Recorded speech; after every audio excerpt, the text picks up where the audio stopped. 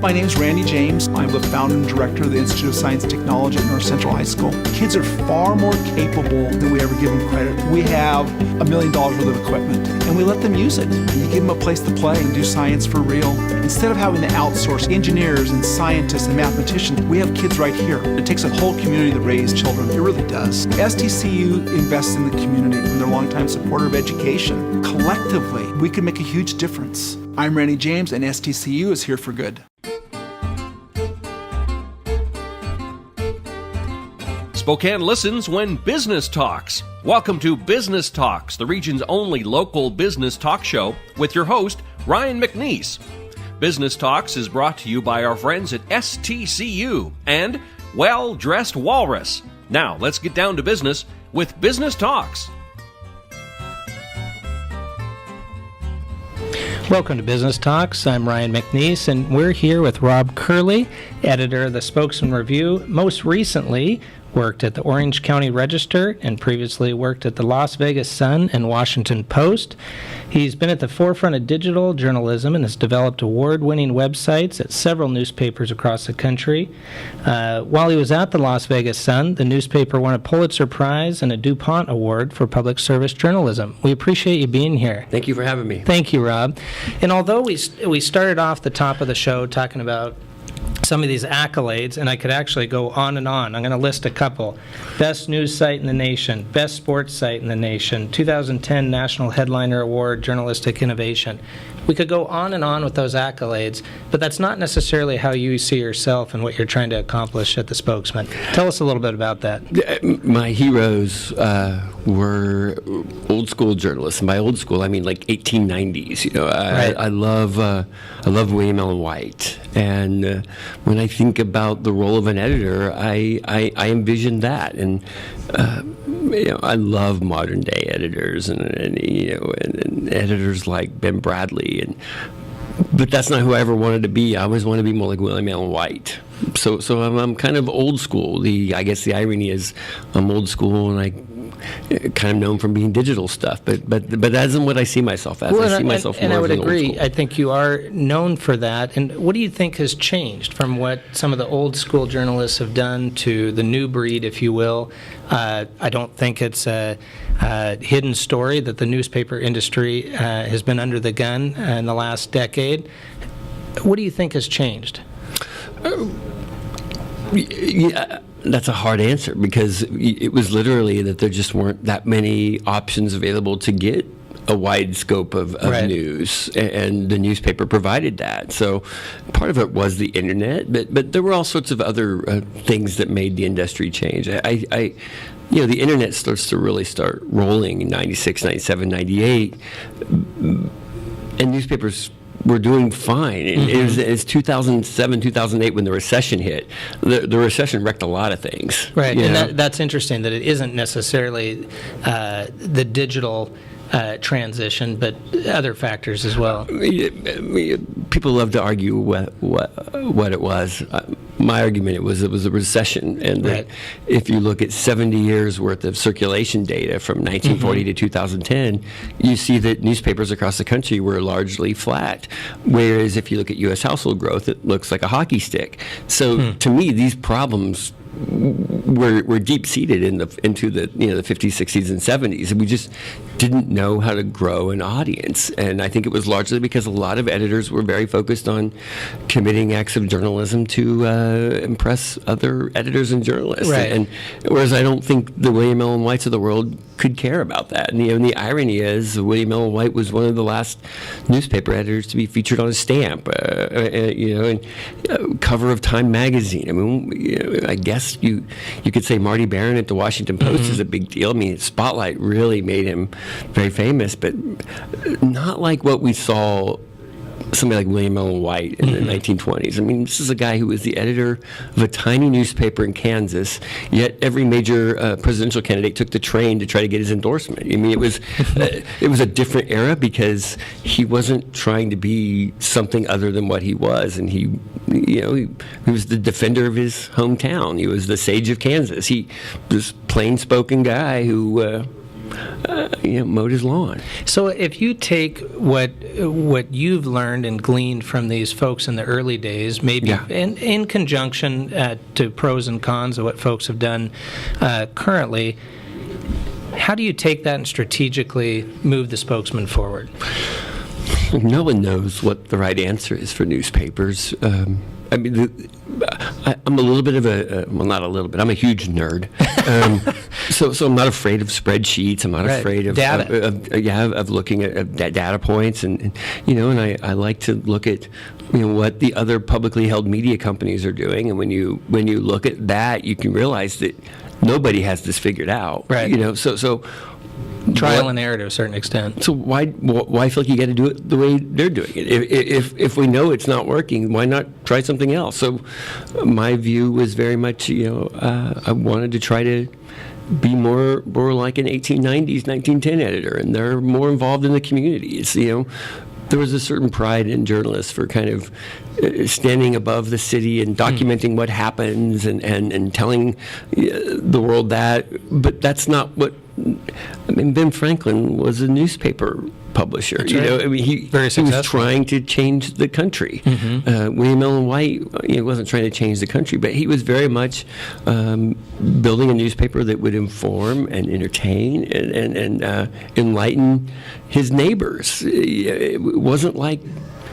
There are so many people who own newspapers now who live in New York, but their newspapers are all over the country, and somebody in New York doesn't care about what happens to a newspaper in Alabama. Right. I like the idea of a local ownership where their phone number's listed. But I think that's what you've expressed that you were initially compelled by is not only the local content, but from a photojournalism standpoint, Spokesman has historically been award-winning. I think that was enticing to you when you came here. Yeah, the photography staff was amazing, but the big thing was local ownership. I wanted a newspaper where the people who owned it lived in that town and ate in the same restaurants, and kids went to the same schools. And I say this and completely am not joking. People will not get their paper on Sunday and call Stacy Coles at home. I can't wonder why he's you. not calling back. No, he does. If he doesn't call him back, he's calling circulation saying, "Yeah, I need you to go Please deliver call the paper." this individual. I wanted to work at a paper where that was the case, because if it doesn't have local ownership, then there's a whole level of accountability that just goes away, and I wanted that. And there's just a handful of papers like that. Lots of weeklies across the country are owned by local owners, but not very many dailies. Well, let's talk about that in terms of the difference between a weekly and a daily and how maybe you meld the two. So I love weekly newspapers. I grew up in a 3-newspaper household. We got a morning paper, and the morning paper was just like the Spokesman Review. It was the Topeka Capital Journal, and I loved it. The writers that were my heroes. And then in the afternoon, we either got the Ottawa Herald or the Emporia Gazette, basically whichever paper was cheapest. And then on Wednesday, we got the Osage City Free Press, which was our local paper, which would have a half page of who had visited who in the nursing homes. And I love that. I tell people, as somebody who's been around technology for a long time and worked on the internet, that weekly newspapers have the greatest Google-proof technology I've ever seen in my life, and that's that you can go to their front page and Google their lead story, and they're the only newspaper in the world that has that story.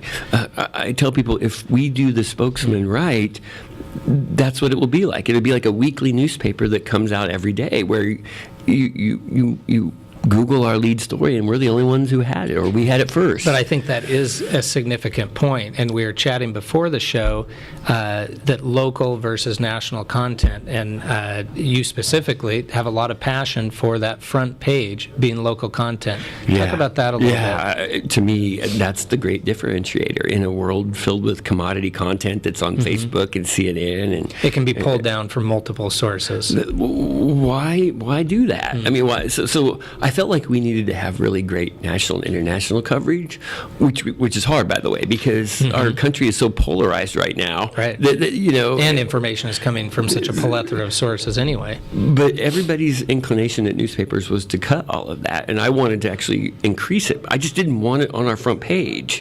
So we increased our news hole so we could run more stories and run probably 3 or 4 times as much national news as any other newspaper our size would run. but I don't like it on our front page. And sometimes I get really angry when a story of national significance gets big enough that it's going to bump our local stories off the front, because I don't feel like that's what makes us special. I think what makes us special is our local stories, and I love for the front page to be all local. I mean, when we do it right, to me, the front page is all local. It's why when things happen nationally, I do everything I can to get a hold of our delegation in Washington and try to localize it. So at least if I have to put it on the front page, you at least know what our people think about it. Clearly, Gonzaga gave us a bit to talk about. Oh, yeah. So to me, I use things called KPIs, key performance indicators, and a lot of people get freaked out about that because they think, oh, you're looking at web numbers. Yeah, I am, but I'm looking at research into what our print readers read too. And and as weird as this sounds, Spokane is a big town that's really a small town. Absolutely. I mean, Absolutely. It's one of the 100 biggest cities in the United States, but it's a small town. So when people are angry, they call me, and I think nothing surprises them more than when I call them back.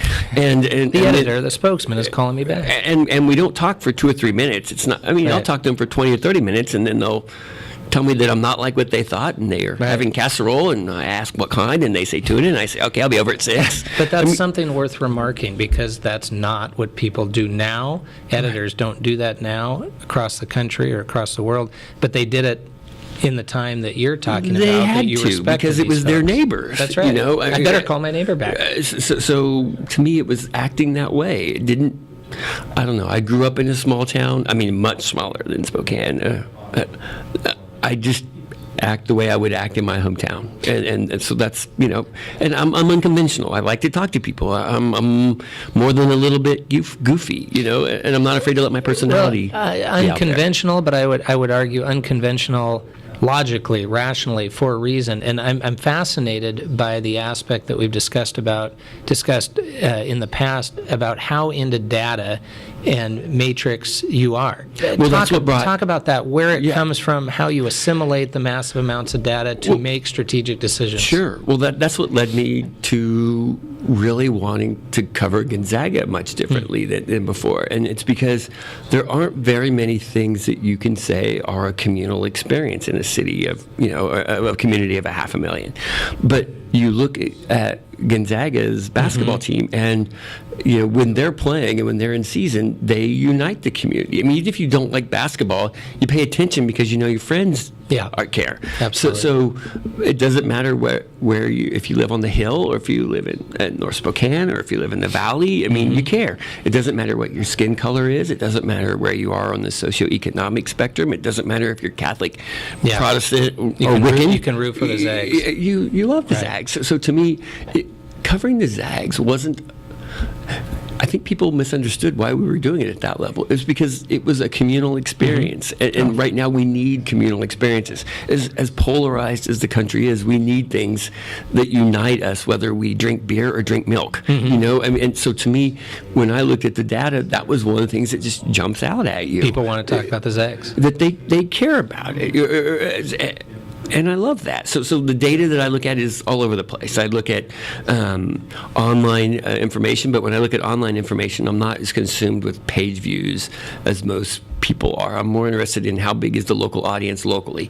I'm really interested in the time spent. See, that's interesting too, though, because you're digging below the surface. You're not necessarily saying that the likes or that is the end all, but rather, what does this mean? How long did they spend on this? The click-through rate, et cetera. And more importantly, was it a local audience? I'm not trying to build a website or a newspaper that makes people from New York happy. I mean, to me, if we build the Spokesman right, when your family comes in from Minnesota and they see the paper, they'll hate it because there's nothing about it they can relate to because it's so Spokane. Which means you were successful. Yes. Let's take a short little break and come right back with Rob Curley, editor of the Spokesman Review. Thank you very much. My name's Randy James. I'm the founder and director of the Institute of Science and Technology at North Central High School. Kids are far more capable than we ever give them credit. We have $1 million worth of equipment, and we let them use it. And we give them a place to play and do science for real. Instead of having to outsource engineers and scientists and mathematicians, we have kids right here. It takes a whole community to raise children. It really does. STCU invests in the community, and they're a longtime supporter of education. Collectively, we can make a huge difference. I'm Randy James, and STCU is here for good. Hi, this is Kurt Stockwell with Well Dressed Walrus. We are a local website design and development company here in Spokane. What we do is build beautiful, usable websites for local businesses. A website needs to be beautiful, it needs to be usable for your users, your customers, and yourself. Contact us anytime. We'd love to talk with you about your online marketing.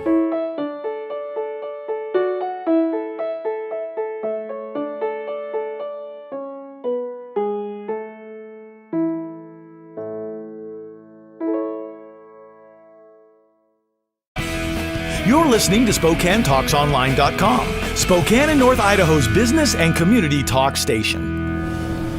Welcome back to Business Talks. We're here with Rob Curley, editor of the Spokesman Review. Right before we left for break, we were chatting about data and your fascination with data and how that data and what that data means to you to make strategic decisions for the paper. I know historically you've also had a lot of interaction, I think, with Mark Zuckerberg and Facebook. Tell us a little bit about that scenario and how maybe some of those experiences led to the statistical interest in what you're doing now. So, well, starting with Zuckerberg, it's not like or Zuck, I'm on his Christmas card list. But early on, the pool of people working on the internet was just small, so you ran into people. Right. I became friends. I became friends with a lot of people at Google because I would speak at Berkeley. They lived at Berkeley. They would come hear me speak, and then wow, we're doing the same stuff. But that actually goes to what you were saying earlier. Yeah. That you are getting back to making it local. Yeah. And even at the beginning of some of these internet sensations, they were keeping it local too. It just went global. Look, Facebook is so local. I tell people it's really an email replacement. I mean, if you get hundreds and hundreds of emails a day like I do, you go to Facebook because these are your friends from high school, the ones you went to college with, your neighbor or whatever. In this weird way, it's kind of your tribe of people. So you would never on your computer buy a car and then take a picture of it and then hit send to all. I mean, everybody on your email list would be infuriated. But the second you do that on Facebook, everyone's like, I was looking at that car, but I was thinking, I love that idea. There's a tribe, if you will. Yeah, but that's also horrifying to me because it means that you're in this echo chamber now. So you only hear what your friends think. And I think now more than ever, we need to be listening to all sides. So I feel like some of our polarization, believe it or not, is because of Facebook. Right. It's ironic. You get you've pre-selected what voices you want to hear. So anyway, back to here. I mean, on a regular basis, coming through these news feeds. And the first time someone in your group posts something that the rest of the group doesn't like, they do everything they can to shame them and make them never do that Block again. them, etc. So. But I think that's a good analogy too to global or national, international news sources because people do the same things. Right. Those news sources are coming through your feeds, and if it's not necessarily speaking to your flavor of politics, etc., people are blocking that news source and only letting in another. How do you combat that in terms of trying to feel like you get both sides of the story of the Spokesman? It's hard. I think it would be hard. When I got here, I kind of understood the community a little bit, not the way somebody who's lived here forever would, but the way somebody who looks at stats would. And I understood that to the vast majority of people here, religion still means something. So, on Christmas, we wrote about the birth of Christ. On Easter, our lead story was, a message from a pastor on the resurrection. Right. I mean, that's a different take of a newspaper just from there. Versus New York City. Yes. So I don't want to build a New York paper. I want to build a Spokane newspaper. But sometimes people will say, that's not how we feel here. And I do, because I look at numbers, I'm not very good at saying, no, 62% of you did feel that way. You may be trying to advocate for that position, but statistics are telling me otherwise. Right, and then not just statistics, like voter rolls. I mean, this issue passed by this amount of people. So I don't know how to deal with that sometimes, because sometimes people will be very angry with me. One of the things that we've done is the Coles family brought in a really amazing circulation director. Now that's like the least sexy position at a newspaper, but no one realized how important they are. And they brought in a great one. And once you start to have an editor who's kind of building something that's really marketable, interesting things happen. I mean, you go from the early summer to, right before Christmas, our Sunday numbers went from the high 60,000s to 82,000. Now, a lot of newspapers saw a big jump in the new year because they were marketing to people who were upset about what was happening in the White House. Well, we never did. We were just building a different sort of newspaper. Our circulation director was good at dealing with it, and our numbers went up dramatically. So, without pandering to the political fodder. It wasn't. I tell people all the time, I don't have an R behind my name. I don't have a D behind my name. I have an S behind my name. I'm Rob Curley of the Spokane tribe. Right. Well, that's not really true. I'm not really with the Spokane tribe. Well, you know what I'm saying. But you're interested in what the Spokane tribe is interested in, to me, and is looking at statistically. I want I want it to feel like it's us. Yeah, I think that's important. I mean, if someone thought you were so far right or so far left, that would be difficult from a perception standpoint, probably. I speak in the public a lot, and if I know I'm speaking to a crowd that can be fairly conservative, the front pages I show all the things that I just said, so I can say, look, I don't think we're what you think we are. Right. You're backing it up. Yeah. And so, but to be honest, I would just assume there not be any national news on our front page ever, because I want it to be local. Seth Godin, I think, made the comment at one time, own your own zip code.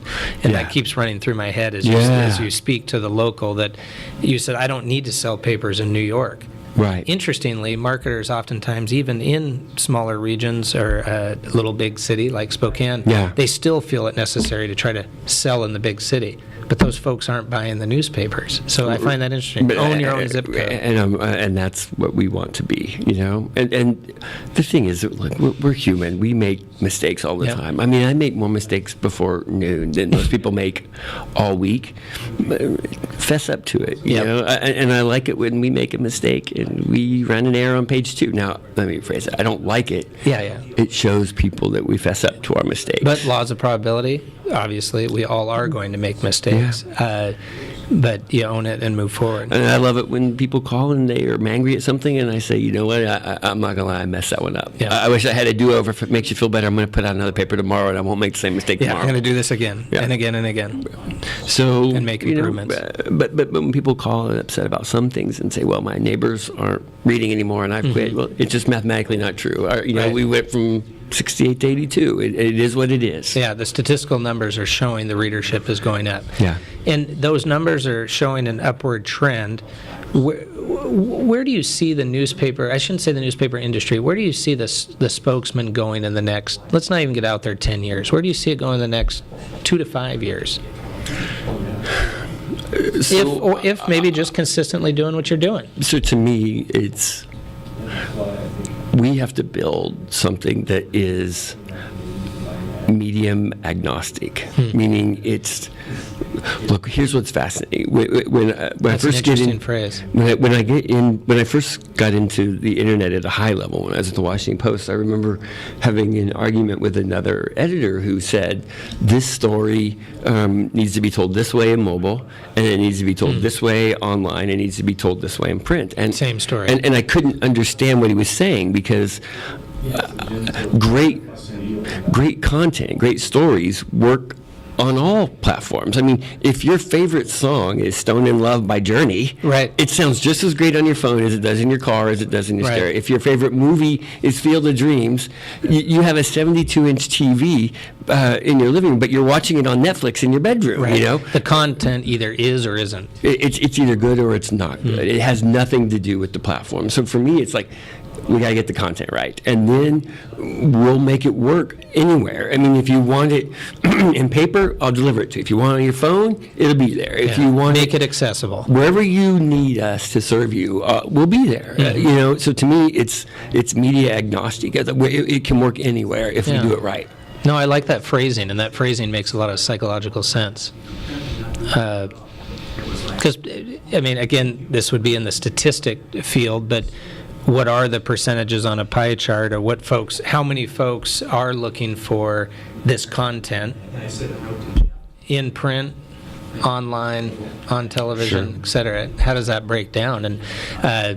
And trying to figure out how to deliver that content to them. That sounds like Right. that's the goal. That is. So to me, it's just building content that will work any way people want it. And then in the next 5-10 years, newspapers are not trying to fix that problem. They're trying to fix how do we deliver, and they Yeah. should be fixing, no, what are you delivering? Because there should always be content. There's always going to be news. There's always going to be a story that should be told.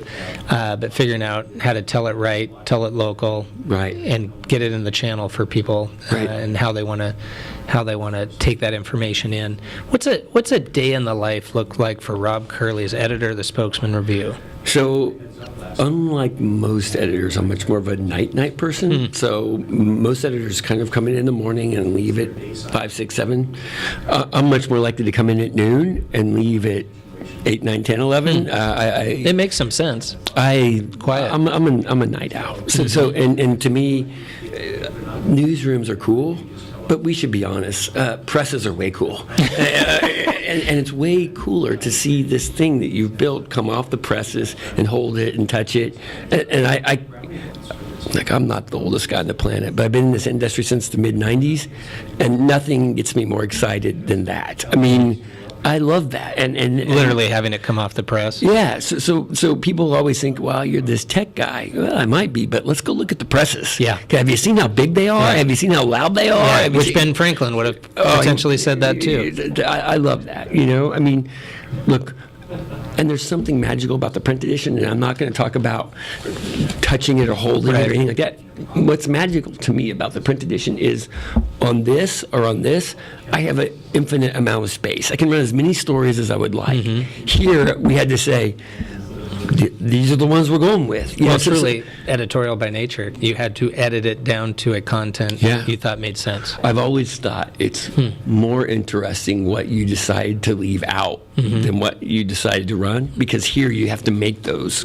It's why I still see kids who, you know, they've never held a newspaper until they're in it, and then they're like, whoa, this is something, you know, and that's interesting to me, because newspapers could have controlled this. Because think about when we were younger, we were in the paper when we were 8, and our mom cut it out and she put it on the fridge, and every time we went to go get a popsicle, we saw it. Well, there's a whole generation who's never experienced what it's like to see themselves in the newspaper, Right. you know, and it sounds weird, but some of the habits that we develop, whether it's the sort of music we like or anything, you start young, you learn how to do it young, and for generations, it was going through the refrigerator and seeing that they got second in the state bowling tournament, and it was in the it's paper. clipped out and it's on the magnet It's on just the been board. taken away. So now it's fascinating to me to watch a whole other generation see this for the first time and go, wow,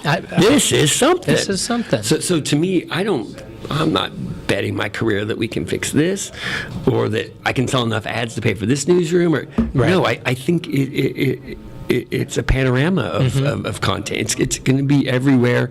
So you just, instead of trying to do it 3 or 4 different times, let's just agree that we're going to try to do the right content and make it work everywhere. That's right. So that's kind of the goal. I'm fascinated, and it's what we've tried to do with Business Talks, is delve into the psychology of business. And we can chat Econ 101 all day long, but Sure. but I think you've done a great job expressing how the different elements of psychology and data and technology converge, and at the end of the day, it comes down to content, the stories to be told. We appreciate you being here on Thank Business you. Talks. Thank Please you very come in much. again. Thank you. Thank you so much, Rob. Appreciate it. Business Talks is produced in Spokane, Washington by SpokaneTalksOnline.com, which is solely responsible for its content. Ask a question, recommend a guest, and hear this program again online anytime at SpokaneTalksOnline.com. Business Talks is brought to you by our friends at STCU and Well Dressed Walrus. Business Talks wishes you good business and a good day.